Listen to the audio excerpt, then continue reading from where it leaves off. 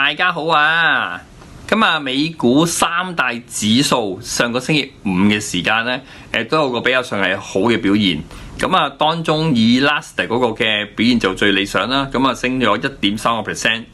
咁而全個星期嚟計嘅話咧，咁啊 Nasdaq 都依然有個比較上係好啲嘅表現。咁但係相比之下啦，咁啊呢個 S&P 500啦，同埋呢個 Dow 咧，上個星期嘅個表現啦，就比較上係一般啲啦。咁啊S&P 500基本上就冇乜太大變化嘅，而呢個 Dow 咧就有叫係輕微下跌咁樣咯。咁啊不過咧，因為而家即係今個星期嘅時間啦，就有呢個聖誕節嘅假期，咁到下星期嘅時候咧，有呢個即係元旦嘅假期。咁相信嗰個投資市場嗰個氣氛咧，都會比較上可能會叫轉淡翻少少噶啦。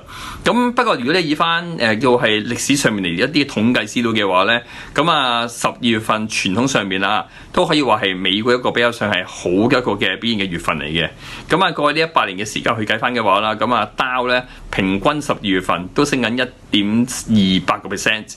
咁啊不過近年呢一個嘅叫係我就叫聖誕節一個嘅叫係一啲嘅檔期咁計啦。咁啊嗰個嘅表現同回報咧，就同翻之前比嘅話，就稍為可能叫做係冇話之前咁亮麗。咁啊都反映翻呢個嘅效應啦，都好似慢慢有啲叫係即係減弱咗咁樣啦。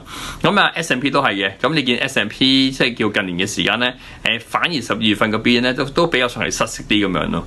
咁所以就呢一個嘅聖誕節嘅效應啦，睇今年能唔能夠話成事咁樣啦。咁啊，除咗呢樣嘢之外咧，今個星期都有好多嘅經濟數據，大家係要關注嘅。咁啊，當中有呢個係GDP 啦，咁同埋呢個消費者信心指數。咁都相信呢一啲嘅表現啦，都會對於嗰個嘅大市嘅投資氣氛啦，會有啲影響嘅。咁所以今個星期大家都要密切留意住相關一啲嘅因素同狀況啦。